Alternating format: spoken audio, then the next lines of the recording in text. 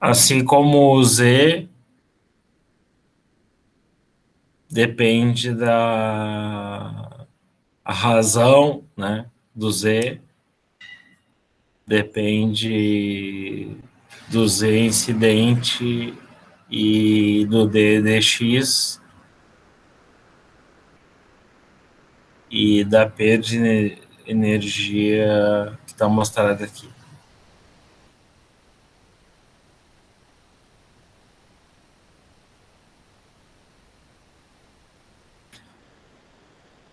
Então, esse gráfico tridimensional aqui,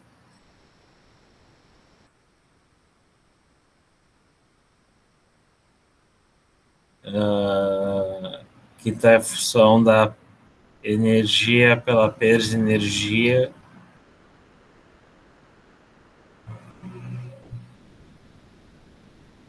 está mostrando a densidade de titânio, deutério e hidrogênio.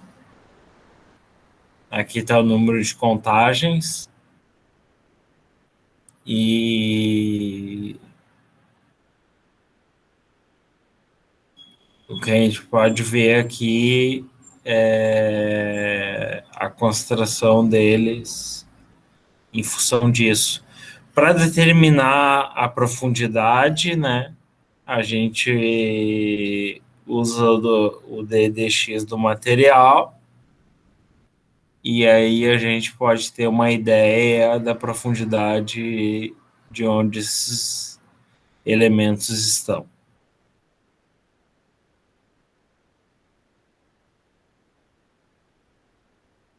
Então aqui tem outra figura mostrando o esquema experimental de como é feito, que eu já expliquei.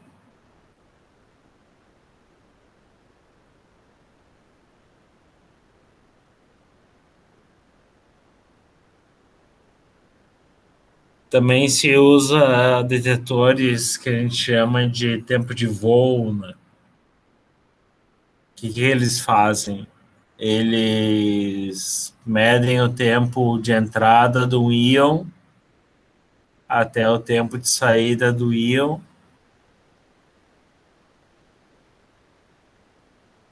Uma partícula genérica de massa m,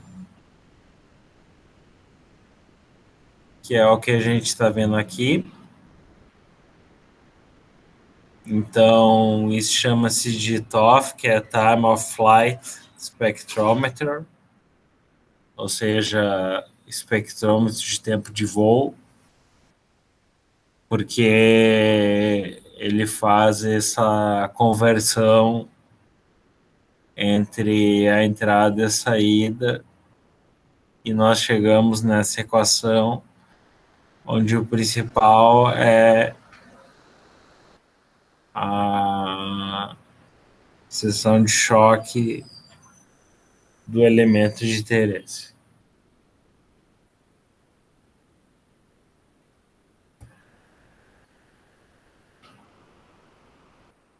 Então está aqui vários espectros de tempo de voo obtidos de uma cerâmica bombardeada com 84 MeV de iodo 127. Então, vocês podem ver que a gente consegue diferenciar boro 10 de boro 11, oxigênio, flúor, magnésio. Alumínio e silício é muito complicado de diferenciar porque eles têm uma massa muito próxima. Então, poucas técnicas conseguem diferenciar os dois. E o potássio.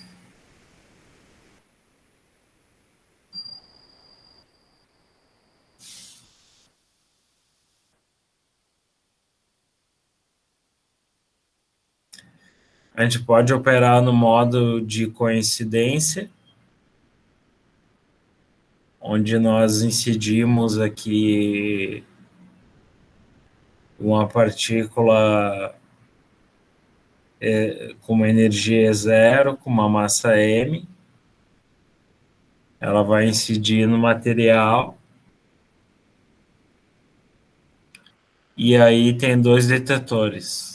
E esses dois detetores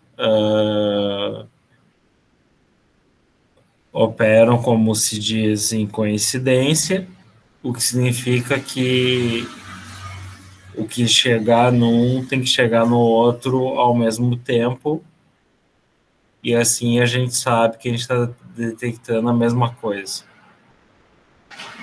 Então, esse é um modo de operação bem usual.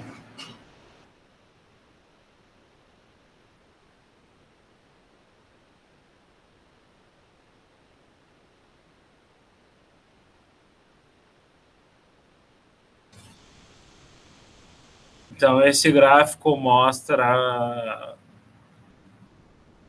a diferença entre cobre 65 para cobre 63. E isso usa um detetor de fluoreto de lítio, como está mostrado aqui. E aí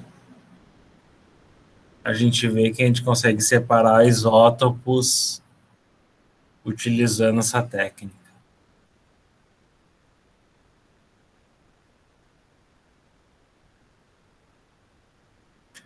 Nós também podemos usar filtros eletromagnéticos baseado nas equações de Maxwell.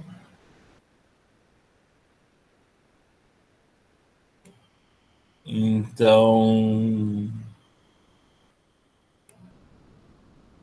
se eu tenho a massa vezes o diferencial do tempo, eu vou ter QB, ou no eixo Y, como o campo é aplicado por cima, a gente vai ter E menos TB,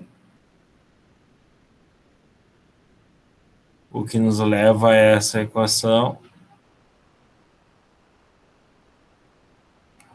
E para pequenos ângulos, a gente pode considerar que o seno de alfa é alfa, e isso vale quando se usa em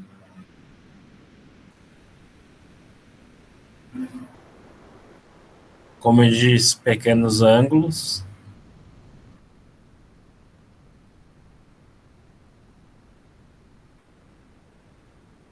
E nos leva a essa equação aqui de baixo,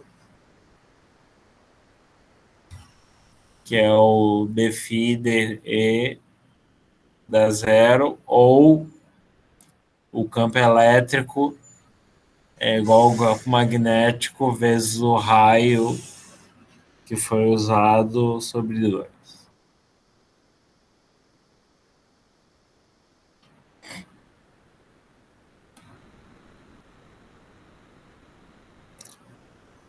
Então aqui tem um exemplo bem específico, né,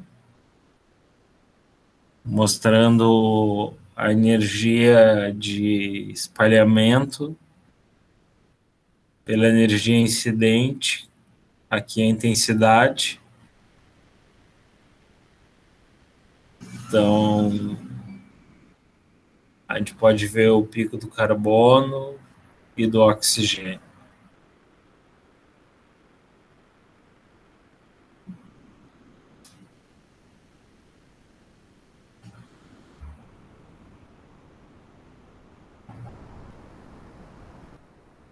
Aqui é mais ou menos a mesma coisa.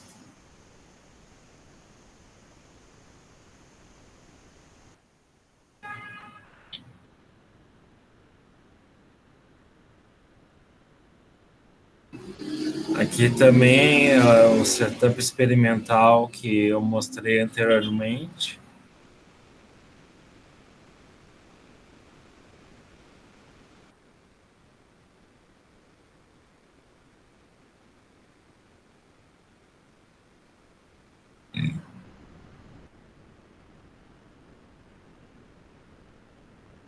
Então aqui nós vemos, por exemplo, quando a gente tem carbeto de silício, que é CiC, ou polietileno,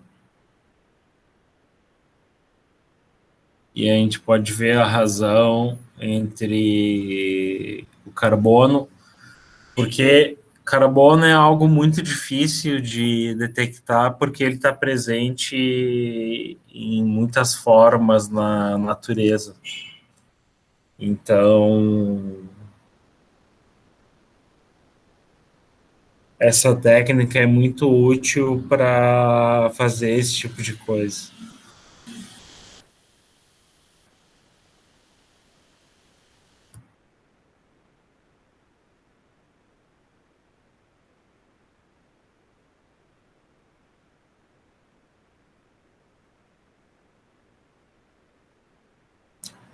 Então, se a gente resolve aquelas equações de cinemática para uma razão de massa muito grande, nós vamos chegar nessa equação.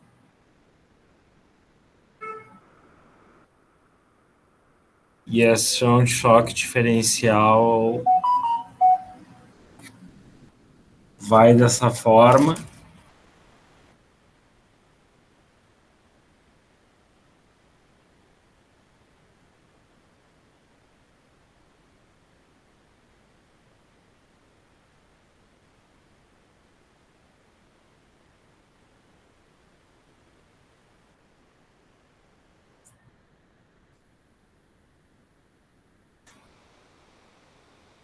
Então, vocês podem ver que depende da energia do elétron na 4, né? E do Z ao quadrado. E a razão de M sobre N ao quadrado. Bom, o que isso significa, né? Significa que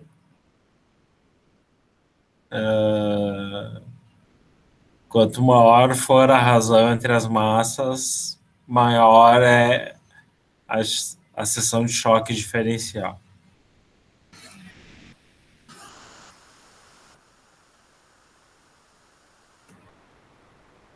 Então, é isso que está escrito aqui, que eu acabei de falar.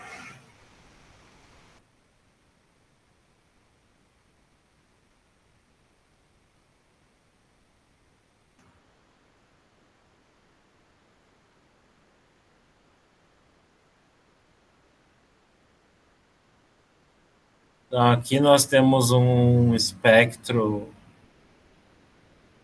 diferenciando diferentes isótopos, utilizando um detetor específico, e aqui específico para o carbono. O carbono é muito interessante, como eu falei, porque ele é difícil de detectar e, e ele pode ser usado para datação geológica.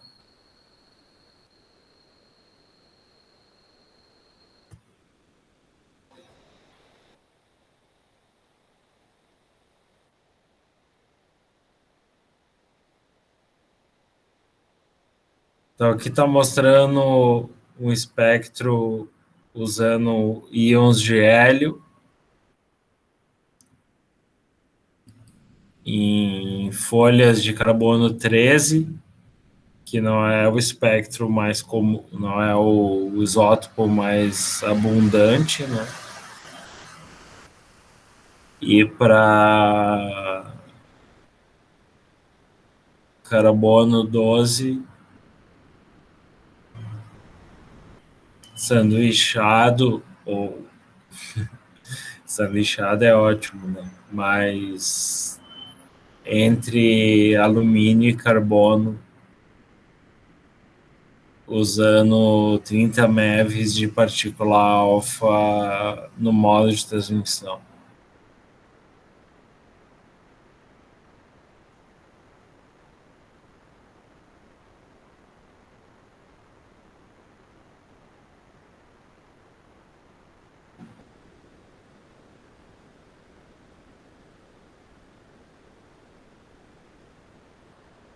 Aqui nós temos energia em canal pela intensidade do máximo de Bragg para ferro, níquel e cromo. Então isso aqui está a escala de cores para vocês verem a diferença de intensidade. Num aço inoxidável, utilizando 136 MeV de iodo.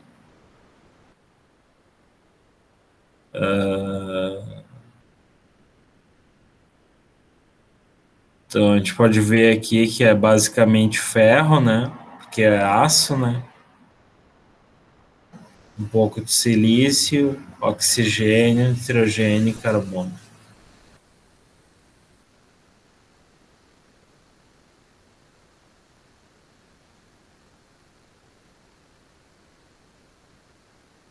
Aqui é algo similar, mas mais colorido, mostrando do mesmo material.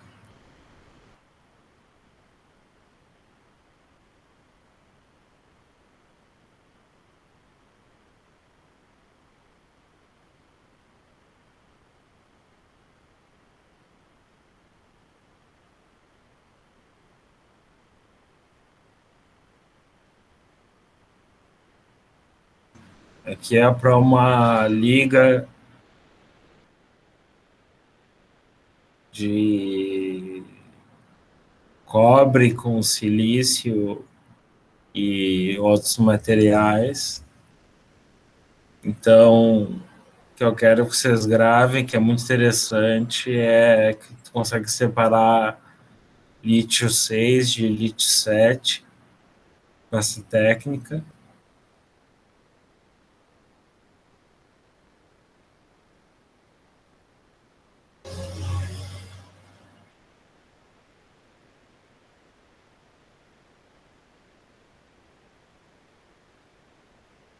Isso a gente pode pular.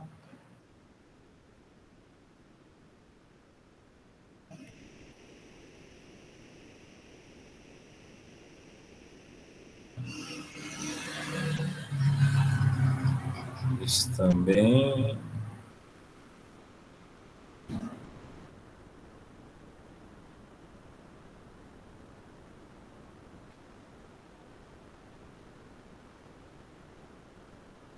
Então, aqui está mostrado vários gráficos de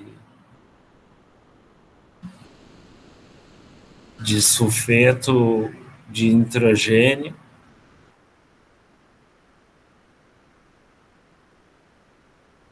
Então, vocês podem ver aqui que diferentes espessuras vão dar diferentes alturas, o que é meio óbvio, né? Mas o interessante é que essa técnica permite fazer essa diferenciação.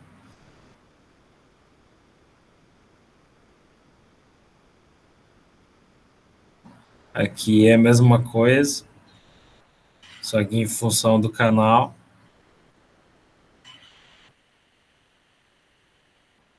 E também dá para diferenciar os elementos que estão presentes em função da profundidade.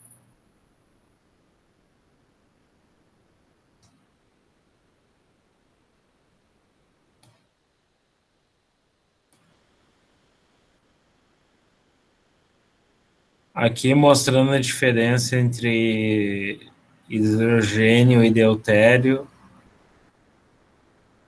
implantado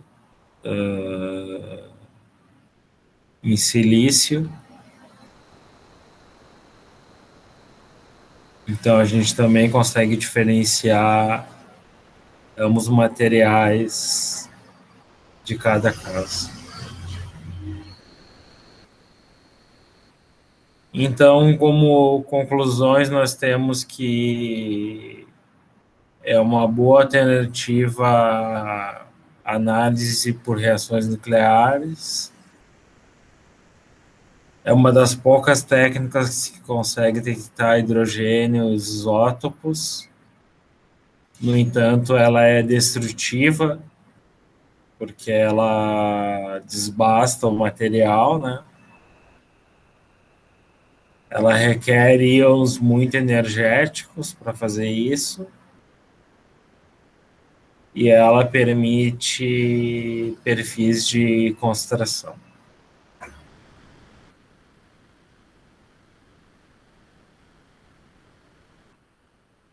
Então era isso que eu queria mostrar para vocês hoje e eu estou aberto a perguntas.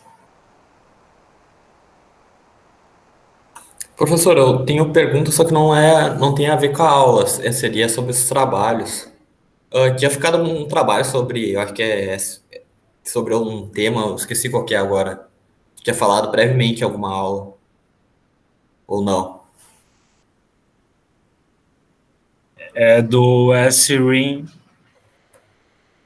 Como é que ficou esse trabalho? Tipo, eu não consegui achar em nenhuma aula, a aula que começa a falar sobre ele está cortado pela metade. Eu não encontrei nada em outro lugar. Tipo, nem data, nem Sim, nada. ficou cortado, deu um problema na internet, mas eu tenho a aula do semestre passado que está lá no meu canal. Sim, só que tem o trabalho, daí o trabalho tá lá naquela aula, tipo, é o mesmo tema. Não, eu vou passar o trabalho e ele tem que ser entregue junto com o seminário. Tá, tu vai passar ele ainda, tá, tudo certo. Eu É. queria saber, saber também se eu te pedi o tema do trabalho por e-mail, certo? Eu queria saber se tá tudo certo, tipo, tu não se esqueceu dele, porque tu não botou no cronograma, no Moodle. Ah, não coloquei? Não, daí eu queria ver se tu Ah, não me tinha se esqueci. Qual esquecido. foi o tema que tu escolheu? Eu escolhi NRA. Tá, eu vou atualizar no Moodle então. Tá bom, obrigado. Era isso, minhas dúvidas. Aí, basicamente, o trabalho vai se basear em usar aquele programa e, e com aquele programa tirar, por exemplo, alcance dos íons, poder de ferramenta e tudo mais. Sim. É que eu achei que o trabalho já tinha sido especificado que seria. Eu até achei estranho, porque não tinha não tinha os dados para analisar, então, tipo, Sim, sim, sim, sim. Não, mas eu vou passar, pode deixar. tá. Não esquece então de marcar lá no cronograma o meu trabalho. Sim, sim, É o eu vou tempo. fazer isso hoje ainda. Então tá. Obrigado. Imagina. Mais alguma dúvida, pessoal? Por mim, não. Então tá. Até Então, semana que vem, então. até, obrigado. É, tchau. Boa semana.